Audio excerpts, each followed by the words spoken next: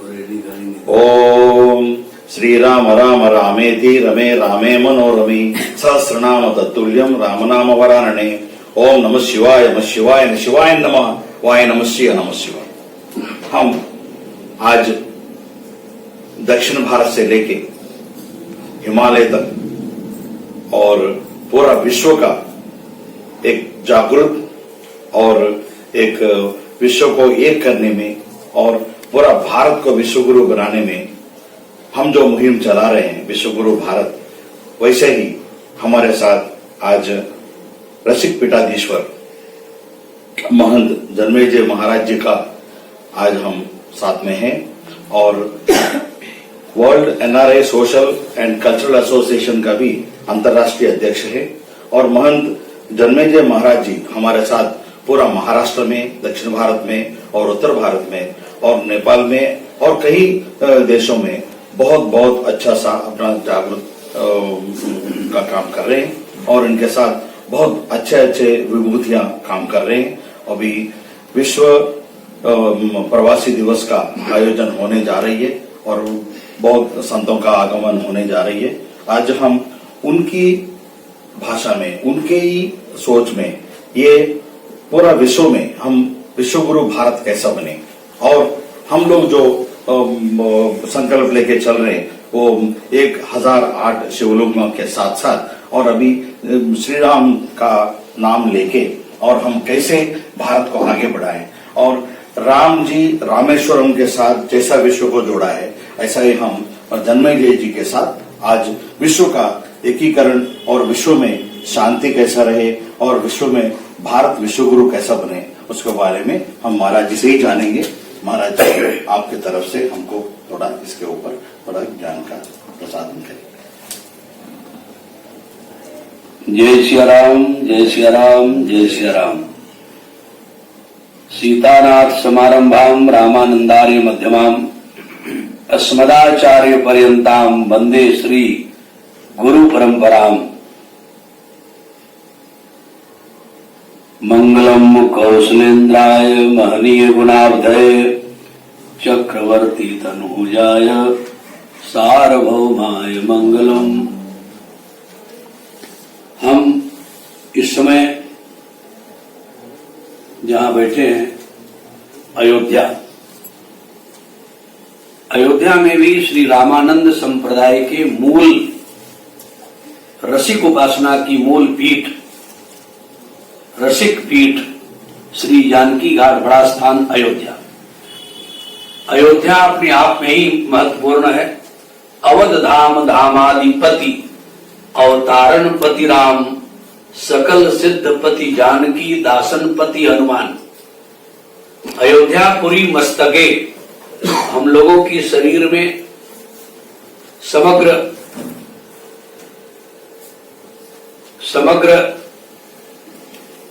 अंग महत्वपूर्ण है लेकिन मस्तक सर्वोच्च है। उसी प्रकार से पूरे भूमंडल में धाम अनंत हैं, अनंत देवभूमि है, लेकिन उसमें अति महत्वपूर्ण, अति विशिष्ट, अति उत्कृष्ट धाम श्री अवध है, अयोध्या है।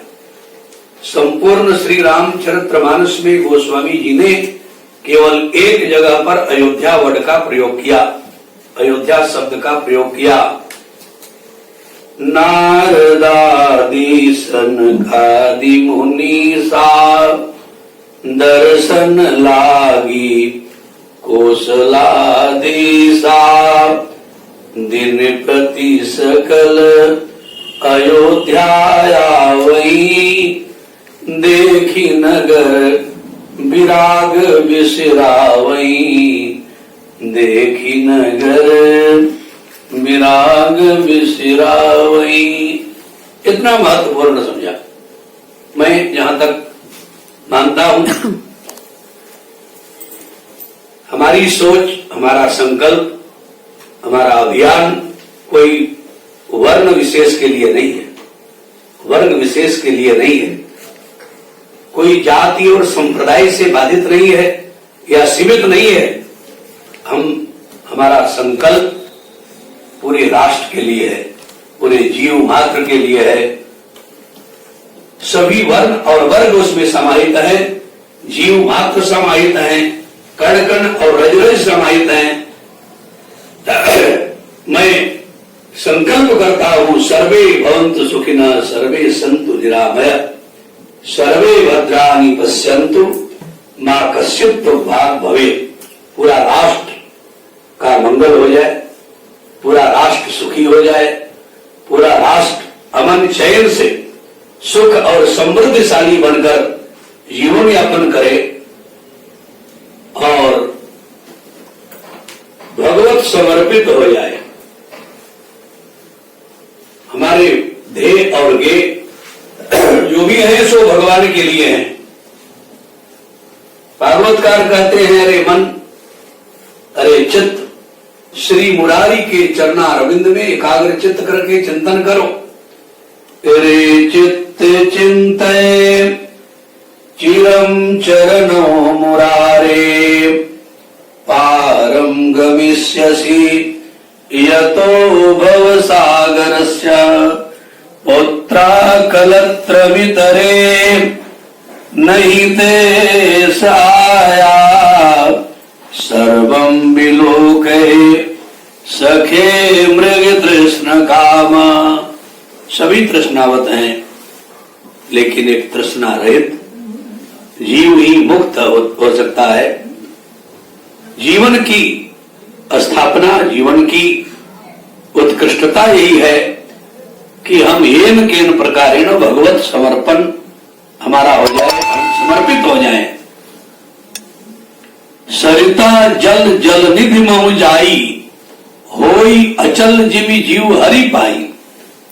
भगवान से मिलने के बाद विभिन्न धाराओं में नदियां प्रवाहित होती हैं, विभिन्न नामों से प्रवाहित होती हैं। कोई गंगा है, कोई यमुना है, कोई कावेरी है, कोई गोदावरी है, कोई सरयू है, कोई नर्मदा है, कोई ब्रह्मपुत्र है। लेकिन समुद्र में विलय होने के बाद, समुद्र में समाहित होने के बाद न कोई गंगा, न यमुना, न कावेरी, न गोदावरी, न सरस्वती, न सरयू, न नर्मदा, सब समुद्र है। उसी प्रकार से विभिन्न नामों से विभिन्न क्षेत्रों में जीव अमुक अमुक नामों से अपनी धाराओं को अग्रसरित कर रहा है। लेकिन वो जब भगवान का जो है श्री चरणारविंद में विलय अपने आप को कर दे, भगवत सामीप्य मुक्ति की प्राप्ति कर ले, तो भगवान मय हो जाता है, ईश्वरमय हो जाता है। सरिता जल जल निधि महु जाई, होई अचल जिमि जीव हरि पाई। गोस्वामी जी महाराज कह रहे हैं। इसलिए हमारा जीवन राष्ट्र को समर्पित है। हमारा जीवन पूरे राष्ट्र, पूरे संसार के लिए सुखमय और समृद्धमय बनाने के लिए कृत संकल्पित हम लोग हैं। इसी धाराओं में हम लोगों की प्रवाहित हो रही है और आगे भी प्रवाहित होती रहेगी। ऐसी मंगल कामनाओं के साथ में मंगलम कौशलेन्द्राय महनीय गुणाब्धये, चक्रवर्ती तनुजाय सार्वभौमाय मंगलम। जब जब जीवन को भगवान से जीव जोड़ा है या जोड़ने का प्रयत्न किया है, तभी उसकी उत्कृष्टता अपने आप परिलक्षित हुई है, प्रदर्शित हुई है। जैसे किसी काल में ऐतिहासिक कड़ियों में ध्रुव प्रहलाद जप्यो हरि नामो, पायो अचल अनुपम ठाऊ, गोस्वामी जी गा रहे हैं।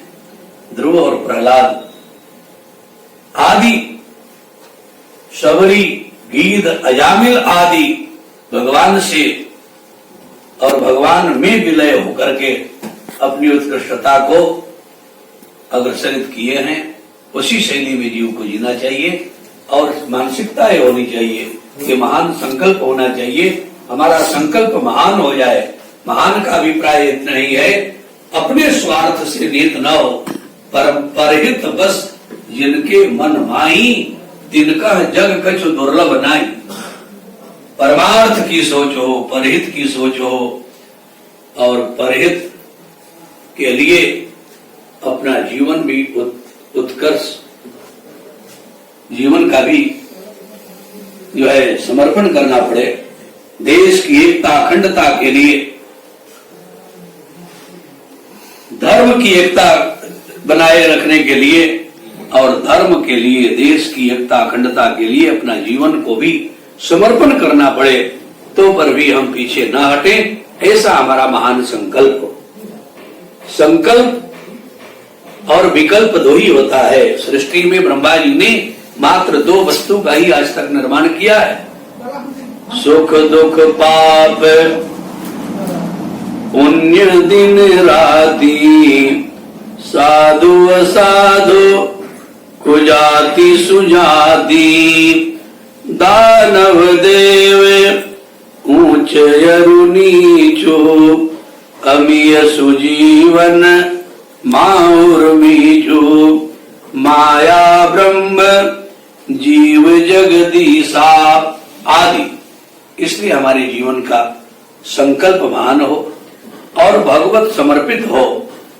जीवन की जो भी ध्येय और गेय हो वो भगवत समर्पित हो, यही इसका मूल उद्देश्य है। और जितनी भी चर्चाएं किया जाए भगवान की कथानक विषय में, तो जितना भगवान की कथा से ही जीव के जीवन की व्यथा मिट सकती है। इसलिए हम भगवान की कथा श्रवण करते हैं, कथा कहते हैं, सुनते हैं और सुनाते हैं। भगवान की कथा श्रवण करने से क्या होती है? गोस्वामी जी की शब्दावली में, ये यही कथही स्नेह समेता, कही है सुनी है समुझी सचेता। रिजल्ट होई है राम चरण अनुरागी, कलिमल रहित सुमंगल भागी। जो सुनत गावत कहत समुझत, परम पद नर पावई। रघुवीर पद पाथोज मधुकर, दास तुलसी गावई। भगवान की कथा जो कहेंगे, जो सुनेंगे, जो समझेंगे, सबको परम पद की प्राप्ति होती है। इसलिए भगवान की कथा जीव के जीवन की व्यथा को मिटाने की परम औषधि है। प्रत्येक जीव के जीवन को मंगल प्रदान करने वाली, मंगल प्रदायिनी भगवान की कथा है। मंगल करनी, मंगल करनी, कलिमल हरनी, तुलसी कथा रघुनाथ की। भगवान की कथा मंगल करण है, मंगल करने वाली है। इसलिए हम भगवान की चर्चा करते हैं, भगवान की कथा सुनते हैं और श्रवण कराते हैं। बोलिए श्यावर रामचंद्र की, सीताराम सीता राम, सीताराम सीताराम, सीताराम सीताराम, सीताराम सीताराम, सीताराम सीताराम, सीताराम सीताराम, सीताराम सीताराम, सीताराम सीताराम, सीताराम सीताराम। महाराज जी, एक दो प्रश्न पूछने आपसे। ये जो विश्व गुरु भारत है, जिसका सभी लोग आज की तारीख में चर्चा कर रहे हैं, ये कैसा भारत होगा? भूखा होगा, नंगा होगा, भिखारी होगा, चोर होगा, डकैत होगा, दिखावे वाला होगा?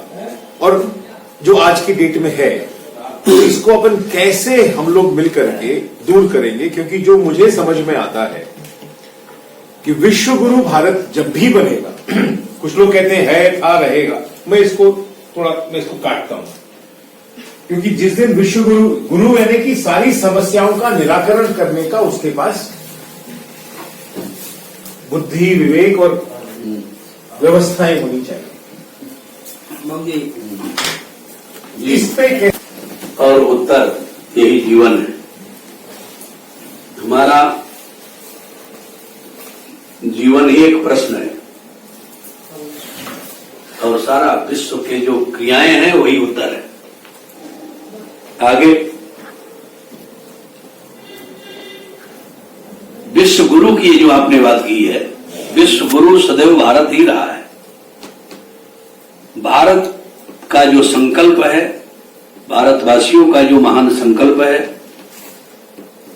वो एक लाइन में जो मैं पहले निवेदन कर चुका हूं, सर्वे भवन्तु सुखिनः सर्वे सन्तु निरामयः। ये संकल्प केवल भारतवासियों का आवश्यकता है, भारत के महान मनीषियों का आवश्यकता है, ऋषियों का आवश्यकता है। ये ऋषि और कृषि देश है। यहां से पूरे वर्ल्ड को संदेश सदैव दिया गया है, पूरे विश्व को संदेश दिया गया है। और संदेश देने वाला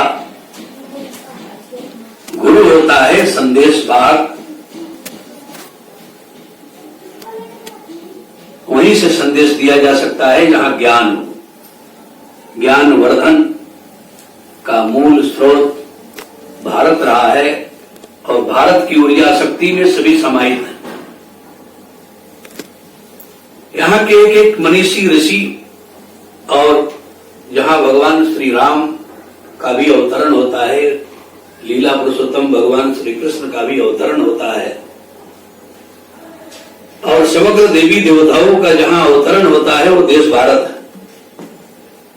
ऋषि और महर्षियों के द्वारा ही उपदेशात्मक सूत्र दिया गया है, वो देश भारत है। श्रीमद् भागवत की कथा से ज्ञान की उत्कृष्टता तक और समग्र वेद पुराण श्रुति स्मृतियों का जो सार गर्भित तत्वों का यहाँ पर जो है समावेश और पूरे संसार में उन्हीं सूत्रों को वेदों पुराणों के द्वारा दिया गया है, वो देश भारत। इसलिए भारत केवल विश्व गुरु वर्ड से समाहित भारत ही है। गुरु का नाम, गुरु का अभिप्राय जो पूरे जगत को, पूरे समाज को, पूरे संसार को, पूरे वर्ल्ड को अंधकार से प्रकाश की ओर उन्मुख कर दे, प्रेरित कर दे, प्रकाश में समाहित कर दे, अंधकार को दूर कर दे, वही गुरु है। गु नाम अंधकार, रु नाम प्रकाश। गुरु शब्द का अर्थ ही है जो अंधकार से, अंधकार को भगाकर प्रकाश में समाहित कर दे, प्रकाश का अभ्युदय कर दे। सूर्योदय होते ही अंधकार को, रात्रि को कोई डंडे लेकर के, लाठी लेकर के भगाता नहीं है, स्वतः अपने आप रात्रि या अंधकार समाप्त हो जाती है। उसी प्रकार से यहाँ पर एक से एक तपोनिष्ठ ऋषि महर्षि नायक हुए हैं, जिनका संकल्प मात्र से, जिनकी तपोशक्ति से, तपचर्या जीवन से अपने आप अंधकार दूर हो गया है। इसलिए भारत विश्व गुरु है। पूरे विश्व को जहां से संदेश दिया गया है, उपदेश दिया गया है, वो देश भारत है। तो भारत के ऋषि महर्षि मनीषी स्वामी विवेकानंद जी, रामकृष्ण परमहंस जी यदि देवी जी की कृपा से समाहित हुए तो उस बीच में पूरे विश्व को ज्ञान का अभ्युदय कराने वाले, उनकी कृपा से, उनकी उत्कृष्ट ऊर्जा शक्ति से स्वामी विवेकानंद जी ने पूरे विश्व को अवलोकन करा दिया, अंधकार को भगाकर प्रकाश की ओर उन्मुख करा दिया। इस प्रकार से तमाम उदाहरण हैं जो हमारे देश के लिए कोई नई चीज नहीं है, कोई आश्चर्य वाली बात नहीं है। पूरे विश्व को संदेश दिया गया है और दिया जाएगा आगे। एक छोटा सा प्रश्न और कर लें क्योंकि फिर बाकी जी महंत जी, ये कभी आपने ऋषि और कृषि की बात कही। ऋषियों का तो हम सब लोग ऋषि संतान नहीं है, लेकिन कृषि के पक्ष में अभी देखा जा रहा है, मैं अयोध्या के इसी क्षेत्र की बात कर लेता हूं कि एक बड़ा सरकार जो है उसमें एमएसपी की बात कर रही है, मिनिमम सपोर्ट प्राइस। लेकिन ये देखी सुनी बात है नहीं, आपकी भी नजर में होगी और हम लोग तो खुद ही किसान परिवार से हैं तो हम लोगों को पता है। धान अभी रखा हुआ है और 10-11 रुपए किलो बेचने के लिए किसान परेशान है। तो इसमें हम कैसे, क्योंकि थोड़ा आपके विषय से थोड़ा हटके है, लेकिन मुझे लगता है विश्व गुरु भारत जब भी हम इस पे पूरा प्रकाश हो जाएगा, थोड़ी थोड़ी धुंध हटनी शुरू हो चुकी होगी क्योंकि हम लोग तो पूरा विश्व भ्रमण करते हैं। तो ये सब समस्याएं, क्योंकि इसमें जो क्वालिटी ऑफ लीडरशिप है हमारी ग्रास रूट की और प्लस टॉप की भी मैं कहूंगा उसमें, क्योंकि ये पूरी जो प्रक्रिया है ये क्यों नहीं किसान को जो 1866 या कुछ भी जो भी रेट है एमएसपी का वो क्यों नहीं मिल पा रहा है? क्योंकि शायद हमारी लीडरशिप या हमारे जो भी व्यवस्था में लगे हुए लोग हैं वो इसमें चोरी के भागीदार। इसमें कैसे दूर करेंगे हम लोग? क्योंकि विश्व गुरु भारत हमारे हिसाब से ऋषि कृषि जब आपने विषय कहा है तो कृषि में उस किसान को, अब इसकी समस्या भी दिल्ली में बहुत हो रही है, हालांकि इसको लोग अलग अलग तरीके से अपने हिसाब से गढ़ने की कोशिश कर रहे हैं, लेकिन हम तो क्योंकि अभी अयोध्या में बैठे हैं, अयोध्या की बात कर रहे हैं, धान घर में रखा हुआ है, इस पर थोड़ा प्रकाश डालिए। देखिए, वर्तमान परिप्रेक्ष्य में क्षणिक ये पूरा साम्राज्य पूरे देश की साम्राज्य है और क्षणिक दुख और सुख दो ही हैं। सुख दुख पाप पुण्य दिन राति, साधु असाधु कुजाति सुजाति, दानव देव ऊंच अरु नीचो, अमीर सुजीवन माहुर नीचो, माया ब्रह्म जीव जगदीशा आदि। तो आप केवल क्षणिक गेहूं और चने तक ही मत रह जाइए। धान और गेहूं आपका गल रहा है, सड़ रहा है, तमाम बाढ़ें आई हैं। कभी महसूर था हिंदुस्तान जवानी में, कभी सोने चमकते थे यहाँ के न जाते जेल खाने में, बहती दूध की नदियां यहाँ के हर घराने में, मगर किस्मत की खूबी ना आज बादल बरसते, जो लाखों दान करते थे वो रोटी को तरसते। सभी समय, सभी काल में, सभी युगों में, सतयुग त्रेता द्वापर कलयुग में, सभी युगों में तराजू के दो ही भाग हुआ करते हैं। एक में दैवीय शक्ति और दूसरे में आसुरी शक्ति विराजमान रहती है। कभी दैवीय शक्ति प्रबल होती है तो आसुरी शक्ति झुक जाती है, कभी आसुरी शक्ति प्रबल होती है तो दैवीय शक्ति झुक जाती है। ये प्रकृति का नियम है। और इतना बड़ा साम्राज्य है प्रकृति के समावेश में, आगोश में, कि कहीं उतार कहीं चढ़ाव, समतल भूमि भूभाग पूरा नहीं है, कहीं पहाड़ है, कहीं ऊंचाई है, कहीं नीचाई है। उसी प्रकार से इतनी जनसंख्याएं हैं, उनकी विचारधाराएं भी विभिन्न प्रकार की हैं। और कृषि और ऋषि देश ये है और रहेगा। ऋषियों के तपस्या से, ऋषियों के ऊर्जा शक्ति से ये क्षणिक जो आपदा विपदाएं आई हैं वो समाप्त हो जाएगी। इस पर विशेष गहन चिंतन करने की जरूरत नहीं है। ये अपने आप समयानुसार, जैसे दिन है अब रात्रि आने वाली है, ये प्रकृति का नियम है। प्रकृति की संदर्भता के, प्रकृति के नियमावली के संदर्भ में कवि ने सूत्र दे दिया परिवर्तनशील।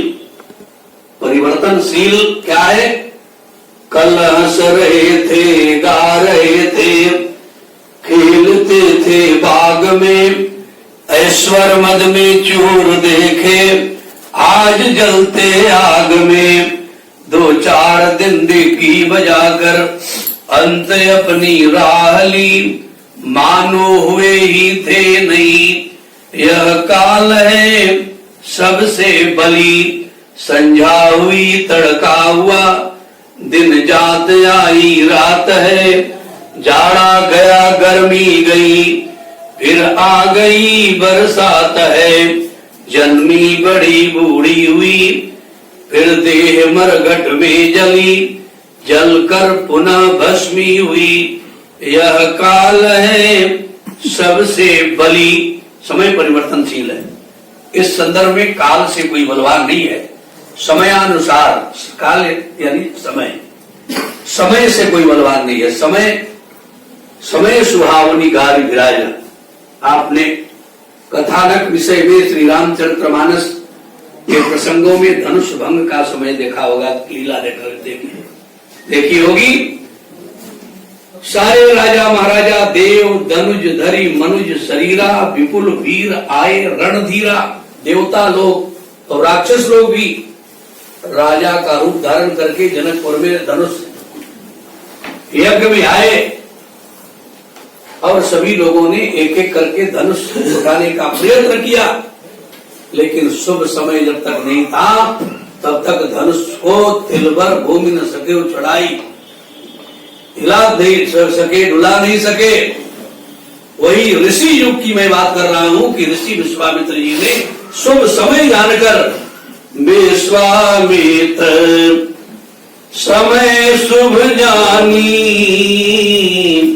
बोले अति स्नेह में बानी, उठऊं राम बन जाऊं भव छापा, मेटऊं तात जनक परितापा।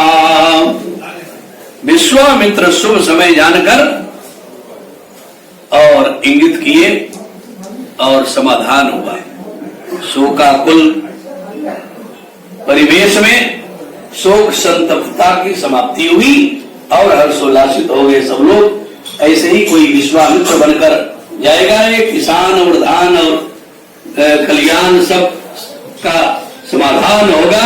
मैं इन्हीं शब्दों के साथ आप सबों की मंगलमय कामना करता हुआ विश्वामित्र जी के आगमन की इंतजार कर रहा हूं और हमारे संत ऋषि महर्षि सब आ रहे हैं। उन सभी का स्वागत स्वागत स्वागत। जय सियाराम, जय सियाराम, जय सियाराम। विश्वामित्र समय सो जानी, बोले अति स्नेह में भानी, उठऊ राम भंजो भव छापा, मेटऊ तात जनक परितापा। सीताराम सीताराम सीताराम सीताराम।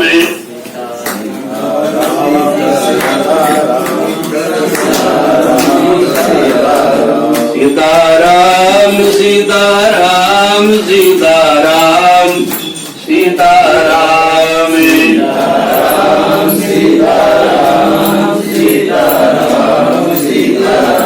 राम रामचंद्र की जय, हनुमान जी महाराज की जय, संत समाज की जय, स्वामी करुणा सिंधु जी महाराज की जय, पूर्वाचार्यों की जय। जय जय सीताराम। सर्वे भवन्तु सुखिनः, सर्वे सन्तु निरामया, सर्वे भद्राणि पश्यन्तु, मा कश्चित् दुःखभाग् भवेत्। धीरे धीरे